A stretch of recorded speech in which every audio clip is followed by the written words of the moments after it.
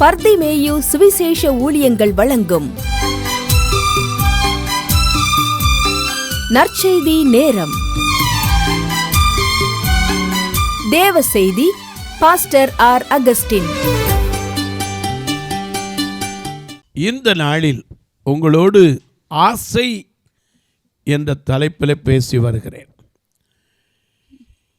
எனக்கு அன்பானோரே, கடந்த செய்தியில்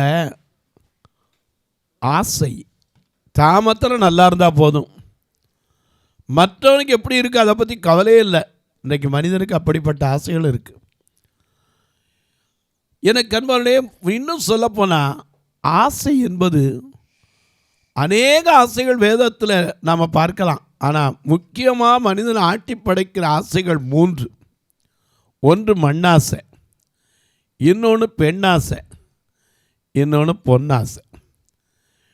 பெண்ணாசை கல்யாணம் ஆனவனையும் ஆட்டி படைக்குது, ஆகாதவனையும் ஆட்டி படைக்குது.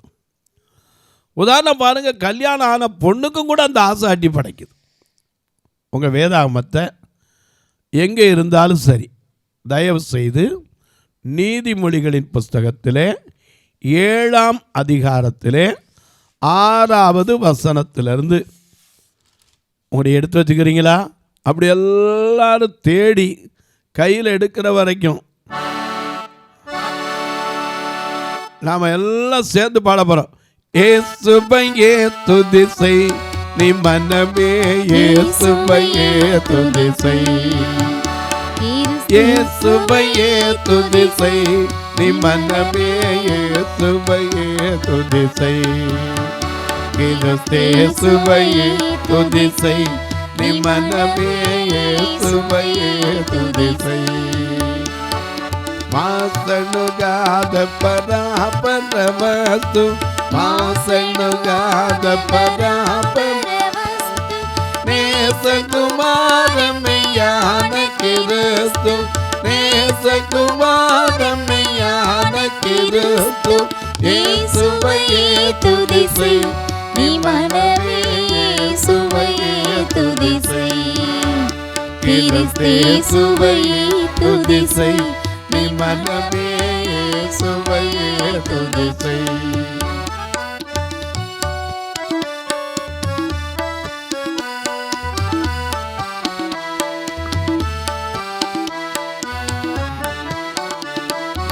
எண்ணின காரியம் யாவும் முடிக்க, எண்ணின காரியம் யாவும் முடிக்க, மண்ணிலும் விண்ணிலும் வாழ்ந்து சொல்லிக்க, மண்ணிலும் விண்ணிலும் வாழ்ந்து சொல்லிக்க, இயேசுவையே துதிசை நீ மனமே, இயேசுவையே துதிசை, கிறிஸ்தேசுவையே துதிசை நீ மனமே, இயேசுவையே துதிசை.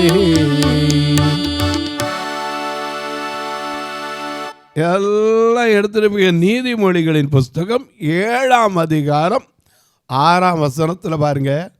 கல்யாணம் ஆன பெண்ணுக்கு நல்ல குடும்ப வாழ்க்கை கிடைச்சிட்டா போதுங்கிற திருப்தி வருதா? இன்னைக்கு உண்மையிலேயே எத்தனையோ பேருக்குள்ள இருக்கலாம், வெளியே வேண்டாம் அதெல்லாம் இல்லைன்னு சொல்லலாம். இன்றைக்கி அதனால தான் அநேக நேரங்களில் பாருங்கள் ஃபோனில் வருது, பிரதர் என் வீட்டுக்காருக்காக ஜெபம் பண்ணுங்க. அன்றைக்கி ஒரு அம்மா சொன்னாங்க, என் வீட்டு பக்கத்துலேயே இன்னொரு பெண்ணோட என் வீட்டுக்கார் இருந்துக்கிட்டு ஒன்று கூட எங்களுக்கு நேசிக்க மாட்டேங்கிறார், நினைக்க மாட்டேன்றாரு. எனக்கு அன்பான அவளும் கல்யாணம் ஆன பொண்ணு, ஆகாத பொண்ணு, ஆன பொண்ணு பிரதர். திருமணமான போதுங்கிறது.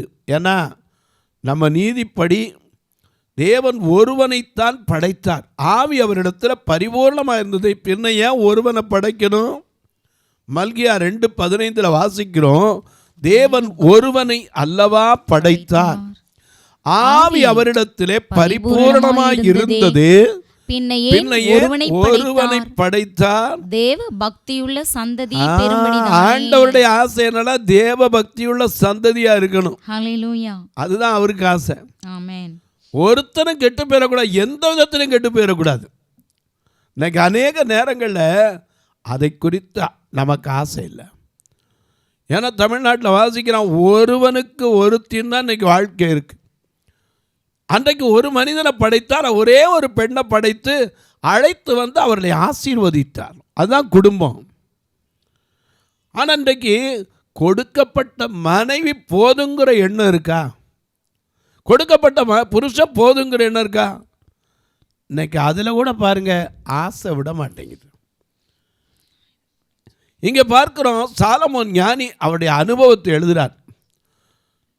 நான் என் ஜன்னல் அருகே உட்கார்ந்து எழுதுகிறார். நீதிமொழிகள் 7ஆம் அதிகாரம் முதல் வசனம். நான் என் வீட்டின் ஜன்னல் அருகே நான் என் வீட்டின் ஜன்னல் அருகே நின்று பலகணி வழியாய் பார்த்தபோது பேதையர்களாகிய வாலிபருக்குள்ளே ஒரு புத்தீன வாலிபனை கண்டு. இவனுக்கு திருமணம் ஆகலையா ஆச்சா எழுதப்படலை.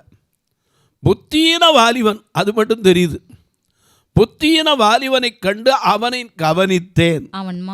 அவன் மாலை மயங்குகிற அஸ்தமன நேரத்திலே இரவின் இருண்ட அந்தகாரத்திலும் அவள் இருக்கும் சந்துக்கு, ஒரு பெண் இருக்கிற சந்துக்கு அடுத்த தெருவில் நடந்து சென்று அவள் வீட்டு வழியா அவன் பாட்ட நடந்து போயிட்டு தான் இருக்கான். ஆனா அப்பொழுது நல்ல கவனி, வேசி ஆடை ஆபரணம் தரித்த தந்திர மனமுள்ள ஒரு ஸ்திரீ. ஒரு பெண்ணுக்கு எத்தனை அடைமொழி இருக்கு பாருங்க. இன்னைக்கு ஒரு பெண்ணை பார்த்தாலும் ஆடையை வச்சு என்ன சொல்லலாம், கண்டிச்சிடலாம்.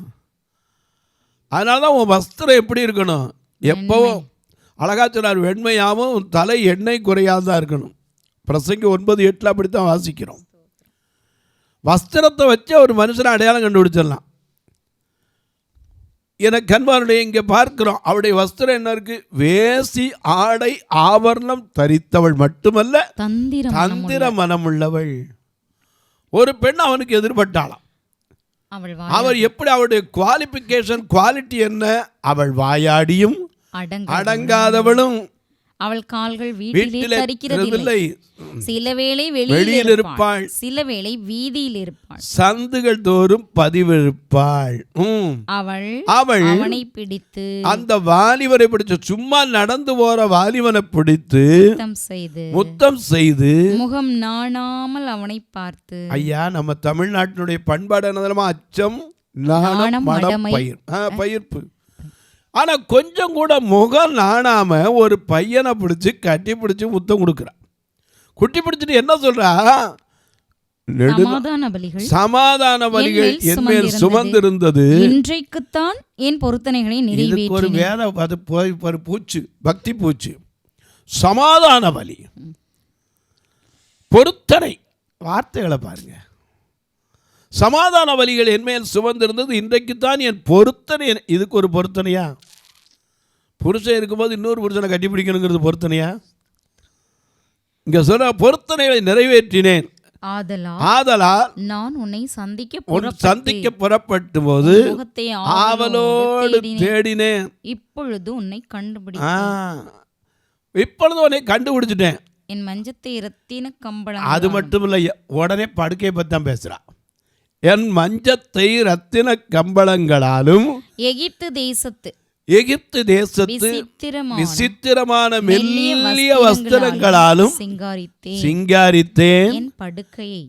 வெள்ளை போலத்தாலும் லவங்க பட்டையாலும் வாசனை கட்டினேன். வா விடியற்காலம் வரை. அடேங்க அப்பா, வா விடியற்காலம் மட்டும் சம்பவமாய் இருப்போம், இன்பங்களினால் பூரிப்போம். புருஷன் வீட்டிலே இல்லை. இப்பதான் தெரியுது.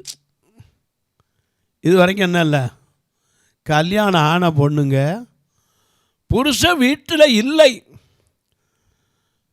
எதுக்கு போயிருக்கான்? தூர பிரயாணம் சம்பாதிக்கிறதுக்கு போயிருக்கான். தூர பிரயாணம் போயிருக்கான். பணப்பையை கையில் கொண்டு போனான். குறித்த காலில் வீட்டுக்கு வருவான் என்று சொல்லாம போயிருந்தான்னா பயமாவது இருந்திருக்கும். இவன் சொல்லிட்டு போனான், இன்னைக்கு தான் வருவேன், டயத்தை சொல்லிட்டு போயிட்டான். அதனால குறித்த காலத்தில் வருவேன்னு சொல்லியிருக்கான். வா விடியற்காலம் மட்டும் சம்பவமாயிருப்போம். என்ன ஆசை! எனக்கு கண்பார்களே, மனிதனை ஆட்டி படைக்கிறது ஆசைகள் தான். ஏன்னா நம்ம அநேக நேரங்களில் மண்ணாசையில் மயங்கி போயிடக்கூடாது, பெண்ணாசையில் மயங்கிடக்கூடாது. அதனால தான் வேதம் அழகா சொல்லுது. 2 தீமோத்தேயு 2ஆம் அதிகாரம் 26ஆம் வசனத்தில் வாசிக்கிறோம். பிசாசானவனுடைய இச்சையின்படி செய்ய அவனால் பிடிபட்டிருக்கிற அவர்கள் மறுபடியும் மயக்கம் தெளிந்து அவன் கண்ணிக்கு நீங்கத்தக்கதாகவும் சாந்தமாய் அவர்களுக்கு உபதேசிக்க வேண்டும். எத்தனை உபதேசிச்சாலும் அந்த மயக்கம் விட மாட்டேங்குதே. அது மாலை மயக்கம். இருக்கும்போது என்ன மயக்கங்க? நான் வீட்டில் இருக்கிறது என்ன செய்யாது. எப்பவுமே பாருங்க, திருட்டு மாங்காய் தான் ருசிக்குமா, திருட்டு தண்ணீர் தித்திக்கும்னா. இது கேட்குறக்கு வேணா நல்லா இருக்கும். அதே போல் ரெண்டு பக்கம் அப்படி இருந்தால் எப்படி குடும்பம் இருக்கிறது? இன்னைக்கு அநேக நேரங்கள் அதுதான் யோசிக்கிறது இல்லை. புருஷன் வீட்டில் இல்லை. அன்றைக்கி ஒரு அம்மா சொன்னாங்க, ஒருத்தர் சொன்னார், பிரதர் நான் வெளிநாட்டில் வந்து உட்காந்துருக்கேன் பிரதர், நல்லபடியாக பிள்ளை குட்டிக்காக சம்பாதிக்க வந்திருக்கேன், ஆனால் மனைவி பண்ணுற அட்டகாசம் தாங்கலை பிரதர், ஜெபம் பண்ணுங்க. நான் இங்கே இருக்கேன் பிரதர், 5 வருஷத்துக்கு ஒருக்கா தான் என்னால் போக முடியுது, விசா கிடைக்கல, பிள்ளைகள்லாம் இப்படி நல்லா இருக்கணும், வீடு வீடு எல்லாம் கட்டி கொடுத்தேன், ஆனாலும் அதில் திருப்தி இல்லை. எனக்கு அன்பானுளே, அநேக நேரங்களில் நாம் வாழ வேண்டிய விதத்தில் வாழணுங்க. முதல்ல நமக்கு கட்டுப்படுத்த தெரியணும். இதுதான் தேவை, இது தேவையில்லாதுங்கிறத பகுத்தறிய தெரியணும். இந்த பெண் கூப்பிட்ட உடனே இவனா சொல்லியிருக்கலாம்ல, அவள் தான் சொல்கிறாள் புருஷன் வீட்டில் இல்லை, அப்புறம் எதுக்கு என்னைய கூப்பிட்டான்னு கேட்டிருக்கலாம்ல. கேட்டானா? எனக்கு கண்வானே, ஆசை கண்ணை மறைச்சிருதுங்க, காமம். ஏன்னா யூதாவுக்கு கண்ணை மறைச்சில்ல. ஆதியாகமம் 38ஆம் அதிகாரத்தில் மிக அழகா அவ மருமக அப்படிங்கிறது கூட அவனுக்கு தெரியலை. ஆனால் நீதி மட்டும் சொன்னார், உன் மருமக கர்ப்பவதியாக இருக்கான், அவள் கொலை செய்யப்பட வேண்டும். அவள் சொன்னா, என்னை கொலை செய்கிறது இருக்கட்டும், இதெல்லாம் யாருதுன்னு பாருங்க. இவன் பார்த்தவன தான் சொன்னான். 38:26 யூதா அவைகளை பார்த்தறிந்து என்னிலும் அவள் நீதியுள்ளவள், அவளை என் குமாரனாகிய சேலாவுக்கு கொடாமற் போனேனே. அதுக்கு முன்னாடி முதல்ல புத்தி எங்க போச்சு? கண்ணை மறைச்சிருதுங்க. சில நேரங்களில் உண்மை பொய் எது தெரிய மாட்டேங்குது. ஏன்னா மனுஷனுடைய கண்களில் அந்த காமம்ங்கிற எண்ணம் வந்துருச்சு. நான் பெண்ணாசை, நம்ம பாடுறோம்ல, என்ன வாரம், மண்ணாசையில் நான் நான்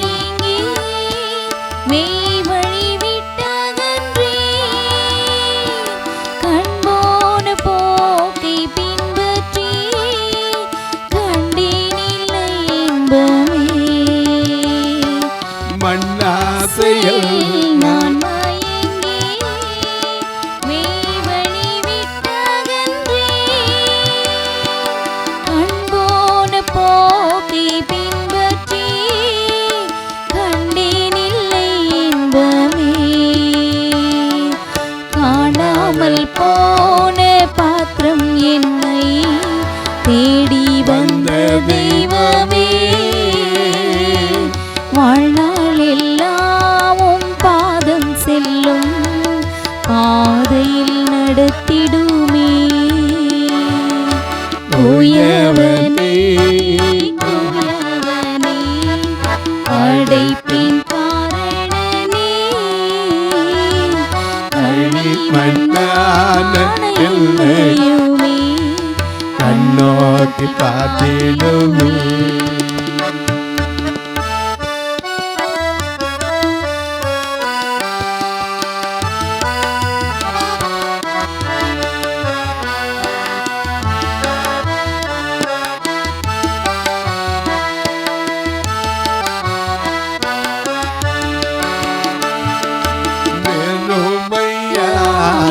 பாத்திரம் வேறுக்கு தள்ளாமலே,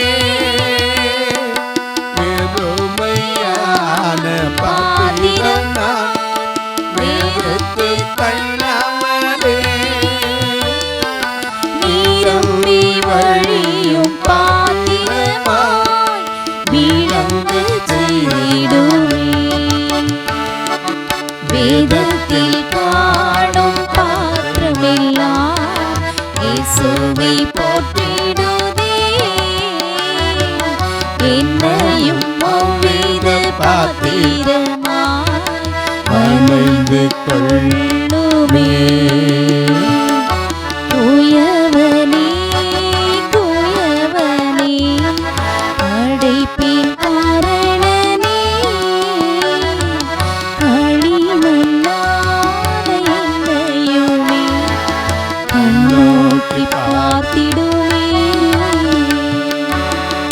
இதில் 2 பேரையும் சொல்லலாம். அவள் தான் சொல்லலை, 2 நாள் அவளோடு காத்திருந்தேன், உன் முகத்தை தேடினேன், இப்போ தான் என் பொருத்தனை நிறைவேற்றினேன். சரி, அதெல்லாம் சரி, வா, என் படுக்கையெல்லாம் அலங்காரம் பண்ணி வச்சுருக்கேன், விடியற்காலம் மட்டும் சந்தோஷமாக இருப்பா, வா.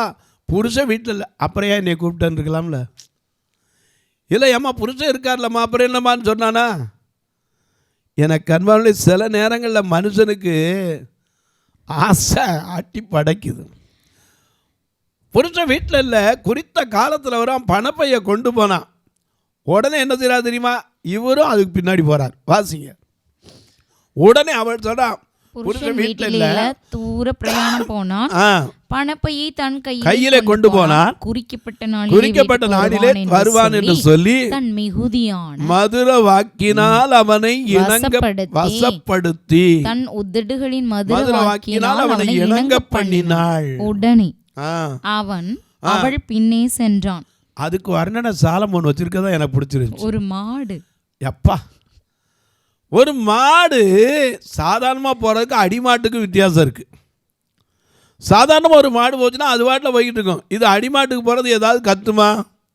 ஒரு மாடு அடிக்கப்படுகிறதற்கு செல்வது போலும் ஒரு மூடன் தனக்கு என்ன நடக்க போது தெரியாம விலங்கிடப்பட்டு தண்டனைக்கு போவது போலவும் ஒரு குருவி தன் பிராணனை வாங்க அறியாமல் கண்ணியில் விழ தீவிரிக்கிறது போலவும் அவளுக்கு பின்னே போனா அவன் ஈரலை பிளந்தது. அது என்ன வாசலாம், அதுக்கு பின்னாடி சொல்றாரு, ஆதலால் பிள்ளைகளே எனக்கு செவி கொடுங்கள், என் வாயின் வார்த்தைகளை கவனியுங்கள், இருதயம் அவள் வழியிலே சாய வேண்டாம், அவள் பாதையிலே மயங்கி திரியாதே, அவள் அநேகரை காயப்படுத்தி விழப்பண்ணினாள், பலவான்கள் அநேகரை கொலை செய்தாள், அவள் வீடு பாதாளத்துக்கு போகும் வழி, அது மரண அறைகளுக்கு கொண்டு போய்விடும். இன்னைக்கு அநேக நேரங்கள் அப்படி தெரியாம தான் கடைசியில் குடும்பத்தை இழந்து எல்லாத்தையும் இழந்து போய் இருக்கிறதெல்லாம் கொண்டு கொடுத்து இன்னைக்கு விட்டுட்டு உட்கார்ந்துருக்காங்க. மனிதன் ஆட்டி படைக்கிற ஆசைகளில் ஒரு ஆசை பெண் ஆசை. ஏன்னா நிச்சயமாக மனிதனுக்கு தேவை. ஆண்டவர் அதுக்கு தான் ஒரு மனிதன் தனியாக இருப்பது நல்லதல்ல என்று கண்டுதான் ஒரு பெண்ணை உருவாக்கினார்.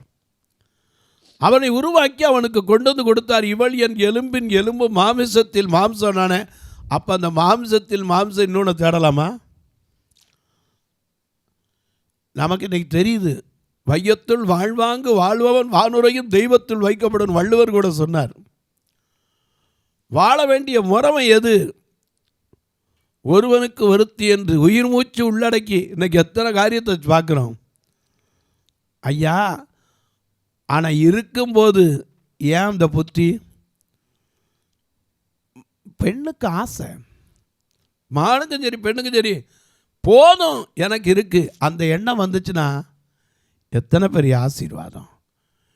மேலானவற்றை ஆண்டவருக்கு விரோதமாக பாவம் செய்கிறது ஏன் வரும்போது இன்னைக்கு யோசேப்புக்கு வந்துச்சே, எல்லாம் இருக்கு, உன்னை தவிர எனக்கு விளக்க வைக்கல, நீ பிறருடைய மனைவி, அதனால நான் அது இச்சிக்க கூடாது. நான் ஏன் இந்த புத்தி இங்கே வரல? பெண் ஆசை. எல்லாம் அனுபவிக்கிறதுக்கு நமக்கு வாதியம் உண்டு, ஆனால் அது தகுதியாக இருக்காது. நமக்கு எது இருந்தோ அதை அனுபவிக்கிறதுக்கு எல்லாம் இருக்கலாம். ஆனால் இன்னைக்கு உபவாசங்கிறது என்ன தெரியுமா? எல்லாம் இருந்து சாப்பிடாமல் இருக்கதான் உபவாசம். ஒன்றுமே இல்லை சாப்பிடாமல் இருக்கலாம், அதுக்கு பேர் பட்னி, அதுக்கு பேர் உபவாசம் இல்லை. இன்னைக்கு பார்த்தீங்கன்னா சிலருக்கு உபவாசம் எப்படின்னா கடையில் போய் தின்ட்டு வந்து இங்கே உட்காந்துக்கிறோம் உபவாசம். அப்புறம் எப்படி ஆசீர்வாதம் வரும்? ஆண்டவரே ஏமாத்துகிற ஆட்கள். ஏன்னா ஒரு கதை சொன்னார். ஒருத்தர் ஒரு நாளைக்கு வேலையே கிடைக்கல, ஒரு வேலையும் இல்லை. உடனே ஒரு ஜெபம் பண்ணார். என்ன ஜெபம் பண்ணார்? ஆண்டவரே இன்னைக்கு எனக்கு ஏதாவது கிடைச்சா அதில் பாதி உங்களுக்கு பாதி எனக்கு. கொஞ்சம் தூரம் நடந்து போனால் ஒரு 10 ரூபா அடைஞ்சி, ஆண்டவரே எவ்வளோ நல்ல ஆள், எங்கே 20 கொடுத்தா நான் 10 கொடுக்க மாட்டேன்னு நினச்சி கரெக்டாக எனக்குரிய 10 மட்டும் போட்டிருக்கேன் நான் பார்க்கணும். இதான் மனுஷனுடைய தந்திரம். எனக்கு அன்பானுடைய ஆசைங்கிறது அளவோடு இருந்தால் அது ஆசீர்வாதம், அளவுக்கு மிஞ்சினா அமுதமும். அதனால தான் சாலமோன் ஞானி சொன்னார். என்ன சொன்னார்? என் ஆசை இயேசுவே இரண்டு வரம் கேட்கிறேன், என் ஆசை இயேசுவே இரண்டு வரம் கேட்கிறேன், மறக்காமல் எனக்கு அதை தந்திட வேண்டும். ஐஸ்வர்யம் வேண்டாம், தரித்திரமும் வேண்டாம், ஐஸ்வர்யம் வேண்டாம், தரித்திரமும் வேண்டாம், என் படியை அளந்து போஷியும், என் படியை அளந்து போஷியும்.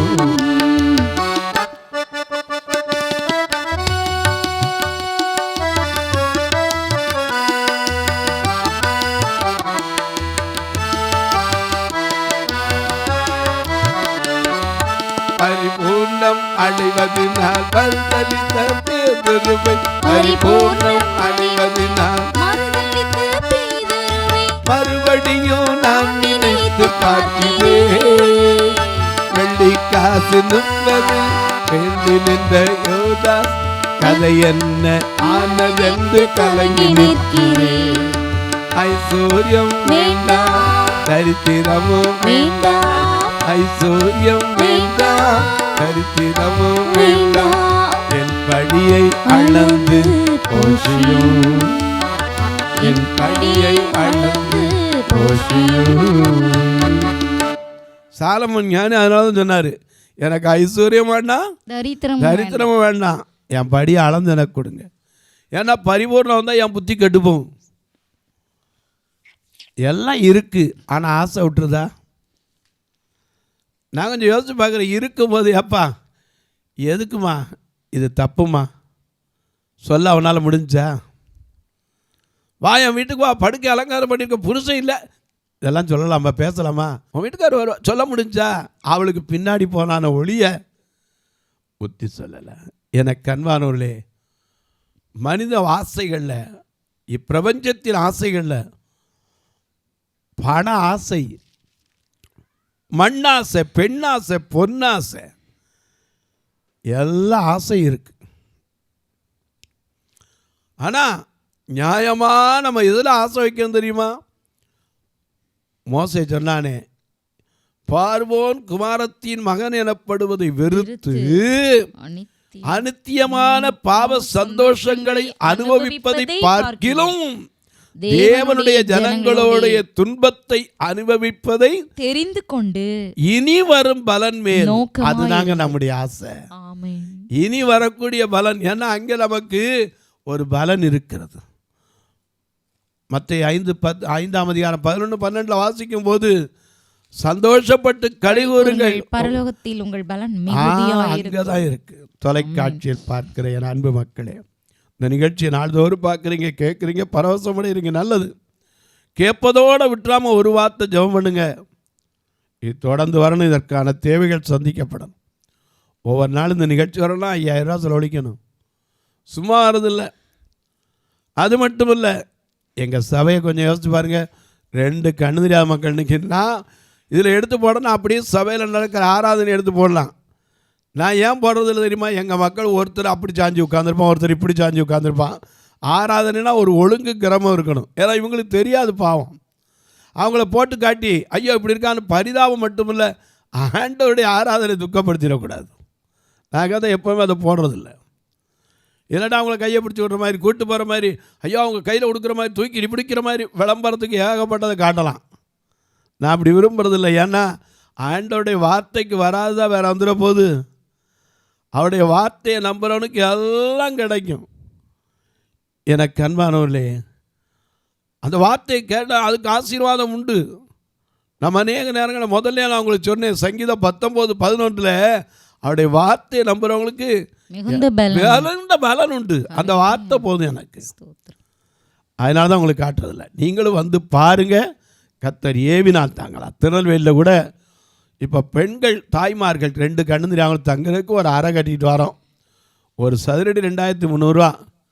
நீங்களும் கர்த்தர் ஏவினால் உங்களை போல பெண்கள், ஆனால் கண்ணு தெரியாதவங்க, அவங்களுக்கு மேலே உங்களுக்கு இரக்கம் இருந்தால் நீங்களும் 1 சதுரடியோ 2 சதுரடியோ 3 சதுரடியோ ஏற்றுக்கொள்ளலாம். ஆனால் திரும்ப சொல்லுவேன், கட்டாயமல்ல, விசனமாயல்ல. உங்கள் பிறந்தநாள், திருமண நாள் போன்ற நல்ல நாட்களிலே நல்ல ஒரு சாப்பாடு கொடுக்க உதவலாம். 2 கண்ணு தெரியாமலுக்கு கண்ணா உதவுற ஊண்டுகோலுக்கு உதவலாம். ஏன் எத்தனையோ பேருக்கு நல்ல சட்டத்துணியோடு இல்லாமல் பாவம் பார்த்துருக்கேன். எத்தனையோ பெண்களுக்கு புடவையில் நல்ல புடவை இல்லாமல் சாதாரணமாக வரவங்களாம் பார்த்துருப்பேன். கேட்டால் என்ன செய்கிறது பிரதர் அப்படிங்கிற. அப்படிப்பட்ட நிலையில் இருக்கவங்களுக்கு உதவ கர்த்தர் உங்களை ஏவினால் நீங்களும் வரலாம். ஒருவேளை நீங்கள் கேட்கலாம், கொடுக்கணும் பிரதர், நானே நேரம் வந்து கொடுக்க விடுவீங்களா? வாங்க, ஆனால் எல்லாருக்கும் கொடுக்கணும். ஒரு 2 பேருக்கு ஒருத்தர் கொடுக்குறேன்னு சொல்லக்கூடாது. ஒரு கூட்டத்தில் வச்சு கொடுத்தா எல்லோரும் குறையில்லாமல் கொடுக்கணும். இல்லை, என்னால் முடிஞ்ச ஒரு 10 உங்களை மாதிரி ஒரு 10 பேர் எந்திரிச்சோன்னு தான் மொத்தமாக வச்சு கொடுக்க முடியும். ஏன்னா சபையில் ஒருத்தர் கொடுத்து ஒருத்தர் கொடுக்காட்டா நாளைக்கு அந்த சபைக்குள்ளே என்ன உண்டாயிரும்? பிரிவினை உண்டாயிடக்கூடாது. நீங்களும் ஜெபம் பண்ணுங்க, கர்த்தர் ஏவினாத்தாங்க. எப்படி பிரதர்? இதில் 2 நம்பர் வரும். இது வழியாக நீங்கள் தொடர்பு கொள்ளலாம். ஜிபே உண்டு, ஃபோன்பே உண்டு. உங்கள் ஜபக்காரி எது இருந்தாலும் காலை 10 மணிலேருந்து 5 மணிக்குள்ளே எப்பவும் சொல்லலாம். இப்போ உங்களுக்கு ஜெபிக்கட்டுமா? நல்ல பிதாவே, நன்றியோடு துதிக்கிறோம் சுவாமி. நன்மையான நாளில் ஆசை, எதன் மேல் நாங்கள் ஆசை கொள்ள வேண்டும்?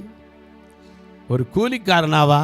இல்லை, மேலானவற்றை நாடுகிறவர்களாக, உம்மோடு இருக்கிற அனுபவத்தையா, எந்த ஆசையை நாங்கள் தெரிந்து கொள்ள வேண்டும் என்பதை எங்களுக்கு போதிக்கிறீர் சுவாமி. வாசற்படியில் நின்று தட்டுகிற உம்மை ஏற்றுக்கொள்ளுகிற இருதயத்தில் வாஞ்சையோடு காத்திருந்தா, எங்கள் இருதயத்தின் கதவை திறந்தால் வந்து எங்களோடு தங்க காத்திருக்கிற எங்கள் அன்பின் தெய்வமே, யார் யார் தங்கள் வீட்டுக்குள்ளே வியாதியின் படுக்கையோடு, வேதனையோடு, மன கண்ணீரோடு, மனக்குமரலோடு உம்மை நோக்கி பார்த்திருக்கிறார்களோ ஒவ்வொருவருக்கும் நீ தரிசனமாகி அவர்களுக்கு நல்ல சுகத்தை, பலத்தை, ஆரோக்கியத்தை கொடுங்க. படிக்கிற பிள்ளைகளுக்கு ஞானத்தை கொடுங்க. குடும்பங்களிலே சந்தோஷத்தை கொடுங்க. வேலையிலே ஆசீர்வாதத்தை கொடுங்க. வேலை இல்லாமல் இருக்கிற பிள்ளைகளுக்கு நல்ல வேலை வாய்ப்பை உண்டாக்கி கொடுங்க. வியாதி படுக்கை இருப்பவருக்கு பரிபூர்ண சுகத்தை கொடுங்க. குழந்தை பாக்கியம் இல்லாதவர்களுக்கு குழந்தை பாக்கியத்தை கொடுங்க. வானத்துக்கும் பூமிக்கும் சகல அதிகாரம் கொண்ட இயேசு கிறிஸ்துவின் ஈடு இணையற்ற வல்லமையான நாமத்தில் ஜெபிக்கிற நல்ல பிதாவே, ஆமென். சபை ஆராதனை ஞாயிறு காலை 10 மணி முதல் 12 மணி வரை. இடம் பர்திமேயு சுவிசேஷ ஆலயம், அன்னை சத்யா நகர், இளமனூர் அஞ்சல், சக்கிமங்கலம் வழி, மதுரை மாவட்டம். பின்கோட் 625201 மற்றும் பர்திமேயு சுவிசேஷ ஜெப வீடு, flat number 107, Eden garden, Muthur, Tirunelveli. Pincode 627011. சிறப்பு உபவாச கூட்டம் ஒவ்வொரு மாதமும் 2வது சனிக்கிழமை காலை 10 மணி முதல் 1 மணி வரை நாகர்கோவில் YMCA ஹாலில் வைத்து நடைபெறுகிறது. மற்றும் ஒவ்வொரு மாதமும் 4வது சனிக்கிழமை காலை 10 மணி முதல் 1 மணி வரை திருநெல்வேலி புதிய பேருந்து நிலையம் அருகில் உள்ள கிரேஸ் ஹாலில் வைத்து நடைபெறுகிறது. எங்கள் எல்லா ஆராதனைகளிலும் கலந்து கொண்டு தேவனை மகிமைப்படுத்த அன்பாய் அழைக்கிறோம். உங்கள் உதாரத்துவமான காணிக்கைகளினால் இவ்வூழியத்தை தாங்க விரும்பினால் R Augustine, account number 5021364331, IFSC code IDIB 000B066, Indian bank, BP Kulam, Madurai. GPay number 9842181917, BGM ministries மற்றும் 9442559772, பிளைண்ட் மினிஸ்ட்ரீஸ் அகஸ்டின். உங்கள் தொடர்புக்கு பாஸ்டர் ஆர் அகஸ்டின், பர்திமேயு சுவிசேஷ ஊழியங்கள், நாகமலை, புதுக்கோட்டை, மதுரை 625019. தொலைபேசி எண்கள் 9842181917 மற்றும் 9442559772. கர்த்தர் தாமே உங்களை ஆசீர்வதிப்பாராக.